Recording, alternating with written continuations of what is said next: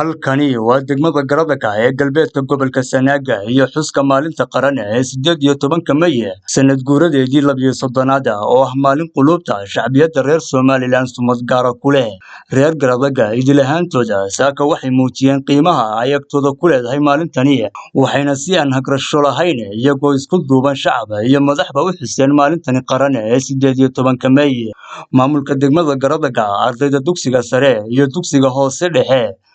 ururada kala duwan ee degmada ka howlgala laamaha wasaaradaha ciidamada kala duwan ee booliska iyo asluubta xuquuqda dhaqanka iyo dhammaanba shacab weynaha degmada ayaa dabaaldega lug iyo gaadiidba leh oo ay ku hogaaminayeen maamulka degmadu oo ugu horeeyo maayirka degmada Garadaka ku soo mareen shaaricyada kala duwan ee degmadaasi iyagoo kor u ruuxaya barkoodna ku labisan yihiin calanka muuqa dheer ee saddexda midab leh dabaaldeg saacado qaatay kadib waxaa shacabka kala duwan ee reer Garadaka mas'uuliyiinta degmadu hoggaanka ugu soo dhufteen gudaha goobka caanka ah ee goob Garadaka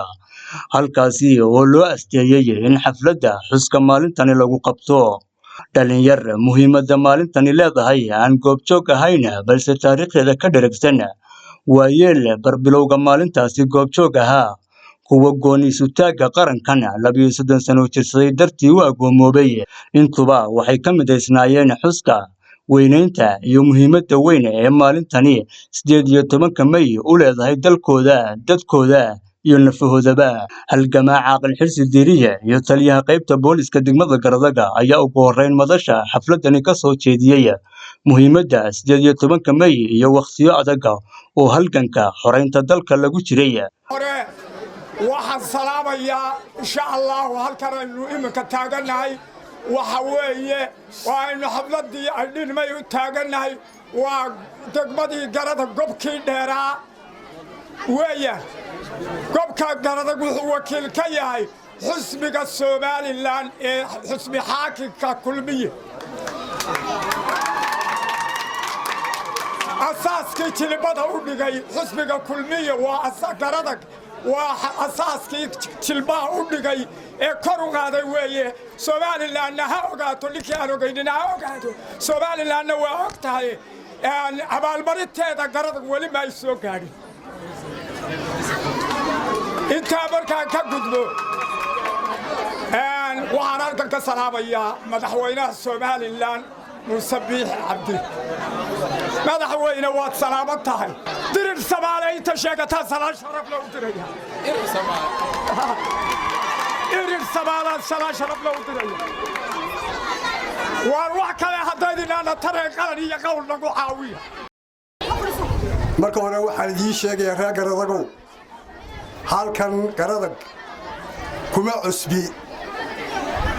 in badan baan uga soo horeeyay oo halkan taagan maanta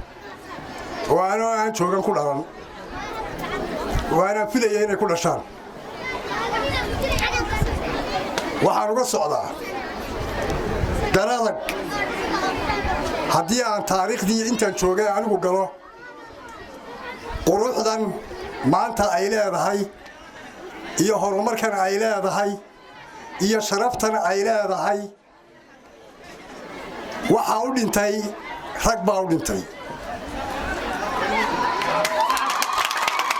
gudoomiyaha ururka Nawa Munasalaad ayaa iyana dhankeeda weero dareen leh oo qulubta muwaadiniinta gilgish cadawgoodu ha jabo ha gacan sareeyay ciidanka qaranka jiida jooga waxaan arkayaa naaga isku soo sawiraya dirays oo jooga laascaanood oo igu sawir taagan laakiin anigu maanta waxaan ka codsanayaa anigu aabahay u shahiiday oo qarankan u dhintay inaan aniguna maanta ciidanka qaranka waliba militariga uu qoro madaxweynuhu oo ii ogolaaday inaan qoriga qaato aan aniguna dalka maanta u dhinto sida aabahay ugu dhintay inaan aniguna maanta ugu dhintay ayaan diyaar u ahay codsigaana madaxweynahan u dirsanaya maamulka wasaaradda waxbarashada xogayaha fulinta iyo maayir ku-xigeenka Garadaka xubno ku hadlayay afka dhalinyarta ayaa iyana dhankooda bogaadiyay xuska maalintani sidoo kalena hambalyo duco iyo weerar dhiirigelin ahba u diray ciidamada qaranka Somaliland ee gobolka Sool amnigiisa sugaya dul taago marka hore maanta waa 18 May waa maalintii lala soo noqday xornimadii aynu tuuray 60kii inagoo doonayna walaalnimo Soomaalinimo iyo Soomaali weyn ayaynu dawladii iyo xornimadii layna siiyey waxaynu ku tuuray koonfur dhibaato inaga qabsatay dhibaatada inaga qabsatay waxaynu ogaanay 61 markii nimankii dhalinyarada ahaa saraakiisha ahaa ay ogaadeen dawladnimadii inaynu tuuray ee ay inqilaabka dhigeen xasankeed hogaaminayay maalintaa wixii ka dambeysay Soomaaliland halkan bay ku jirtay 61 halkankii bilaabmay wuxuu soo afgo'ay 91 soddon sano oo xidhiidha waxaynu ku jirnay halkan aynu dib uga soo noqonayno xornimadii 60 aynu tuurnay xornimada aynu la soo noqonay waxaynagu fadhidaa qiimo badan baynagu fadhidaa waxaynagu fadhidaa dhiig baynagu fadhidaa maal baynagu fadhidaa naf iyo maalba waa loo huray inta halkaa fadhida in la eeg ayaa garadagta kaliya kaga dhimatay halkankii dheeraa ee lagula soo noqonaya xornimada degmada garadag mujaahidiintii u dhintay xornimada lala soo noqday ee 91 lagu dhawaaqay ilaahay waxaynu uga baryaynaa inuu janno fadawsa ka waraabiyo salaan ka bacdi waxaan salaamayaa madaxweynaha qaranka waxaan kale oo salaamayaa saddexda gole qaran ee jamhuuriyadda Soomaaliland waxaan salaamayaa ciidamada kala duwan ee Soomaaliland waxaan si gaar ah u sii salaamayaa ciidanka qaranka waxaan kale oo si gaar ah u sii salaamayaa ciidanka qaranku ma wada joogo ciidanka jiidda jooga waxaan leeyahay ilaahay wixii dhintay jannatu firdawsaha ku casuumo ilaahay wixii dhaawaca ha u boogadhayo waxaynu ku hurudnaa habeen walba waynu hurudnaa waxaynu ku hurudnaa ciidanka qaranka meel ma qabanno halkaasaynu joognaa cuntadeennaynu ku karsanaynaa garadag waxay soo martay iyadoo aan 4 qof u hoyan 3 qof u hoyan halkaa la eegayo miyi iyo reer miyi iyo ciidan bayna soo weerarayaan baa la soo maray alxamdulillaah halgankii la galay waxa lagu guulaystay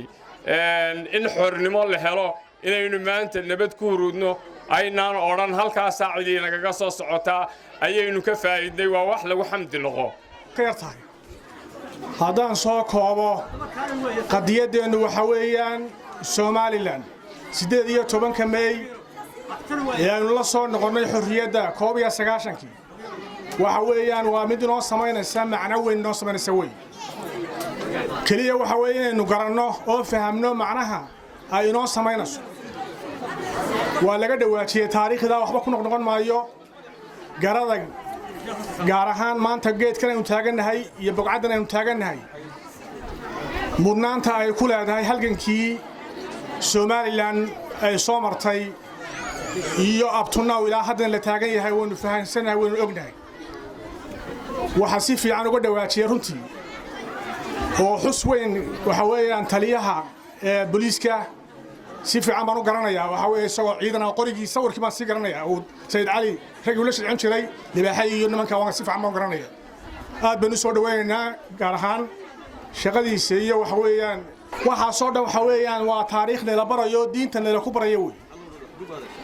inagu reer garadag ahaan waxaas loo soo dhimanayay rag u soo dhintay ee uu sida u soo maray maanta raggii taa u dagaalamayay waxna god bay ku jiraan waxna waxa weeyaan waa lici way anagoo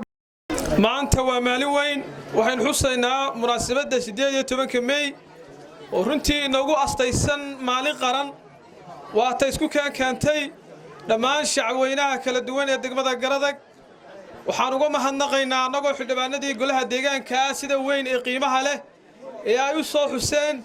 u soo ajiibeen maalinta qaran waxaan leeyahay aad iyo aad baad u mahadsantihiin dhammaantiin baad u mahadsantihiin waxaan aad iyo aad halkan aan duco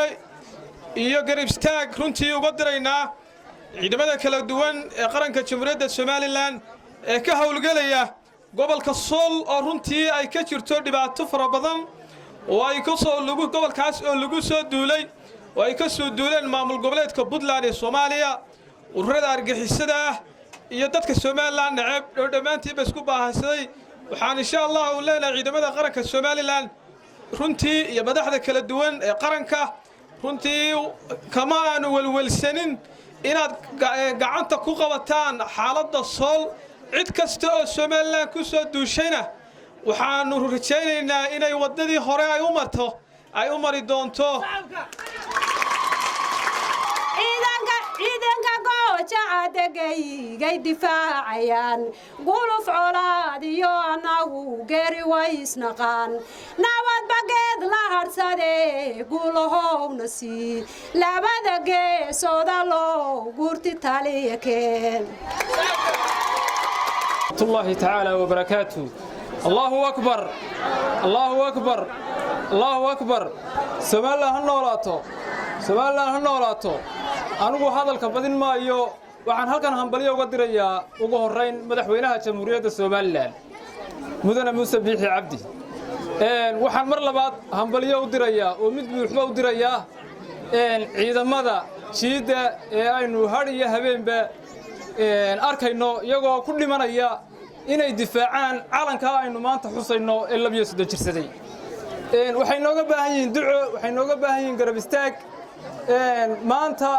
وحين هاي قرن قبيل نيكا كل من يا هل كان يمكا على ساهد نيكا قبيل كل من يا ونعس ساقوش تتا ساقو دريس كقرن كستا هادنتو أو حقوق له أو حق له وهذا اللي حس الدونه waxaan leenahay calanka kor ha loo taago ha loo xuso dhilmeedan sida aynu arkaynaba dhilmeedii hore sida loo xuso jirin hadii xaqiiq la doonayo waxa weeye waxa awoodda u yeelay wax xaaladda maanta taagan iyo hunguri la soo hungureeyay calanka ay ilaashanayaan waxaas oo ummadii waxaan leenahay calankeenu kor ha ahaado calankeenu kor ha ahaado assalaamu calaykum waraxmatullaahi wabarakaatuh waxaan ka hadhay hambalyo iyo bogaadin aan ka bilaabayo madaxweynaha qaranka jamhuuriyadda Soomaaliland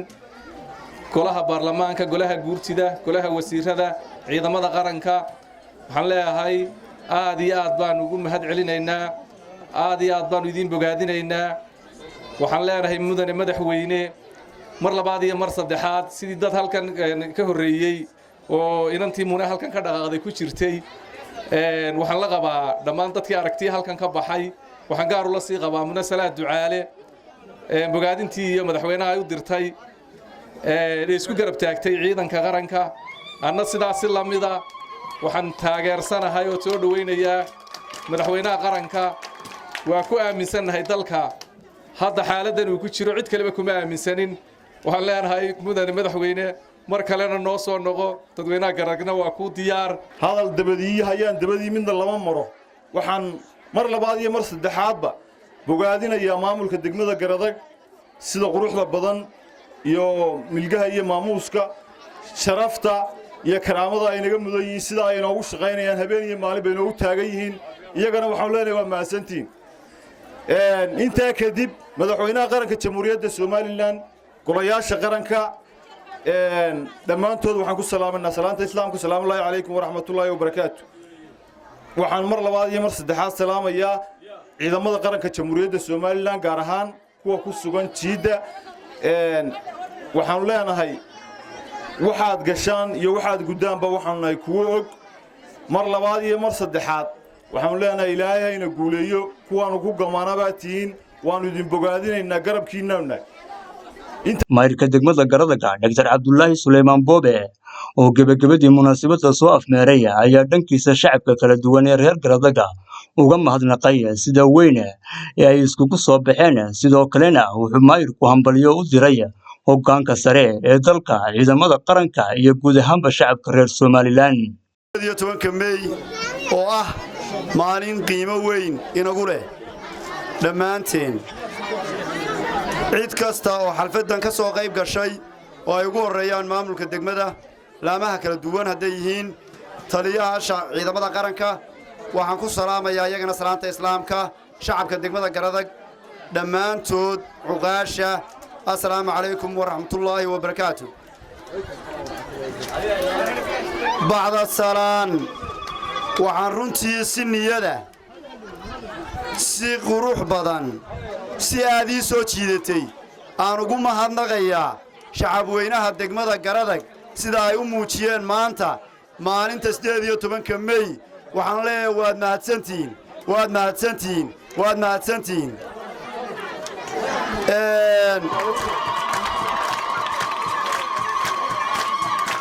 waxaan runtii halkan dhambaal hambalyo u dirayaa madaxweynaha qaranka saddexda gole qaran oo ay ku jirto fulintii waxaan runtii aan iyagana leeyahay maanta waa maalin weyn oo la wada xusay dalkoo dhan laga wada xusay runtii waxaa muuqataa in isbeddel muuqdo bulshadu sida ay maanta u xustay ay uga duwan tahay sidii hore ee loo xusi jiray inaan loo baqayn qarankan ee bulshadu u soo wada jeesto ay maanta sida ay u soo jeedeen degmada Garadag ay u muujisay dalkoo dhanina u soo jeedo ayaanu sheegaynaa cid walba oo kula jirtay faraha dalka in shacab iyo ciidan iyo madaxweyne iyo xildhibaano iyo xisbiyo mucaarad dhammaan in loo wada guntaday difaaca qaranka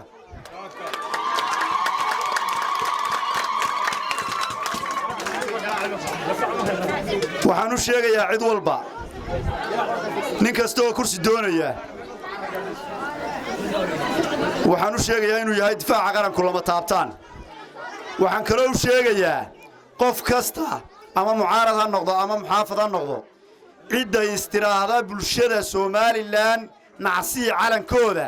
inay madaxweynaha qaranka haddii xoogaa ku mucaaradi ay jireen ay maanta isku geeyeen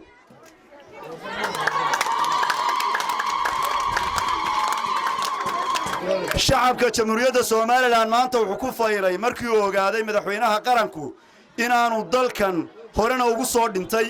maantana sida uu ugu difaacayo ee ugu taagan yahay ay arkeen shacabka Soomaaliland waxay ku fayleen madaxweyne Muuse Biixi Cabdi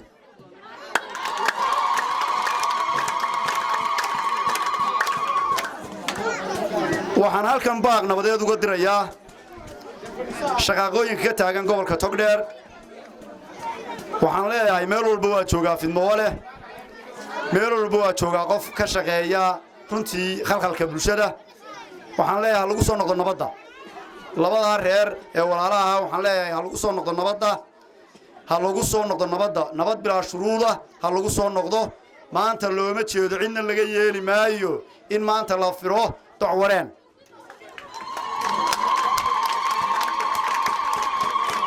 waxaana loo arkayaa cidda maanta wax taabato waxa loo arkayaa cid markii horeba aanay qarankan kula fadhiyin micno weyn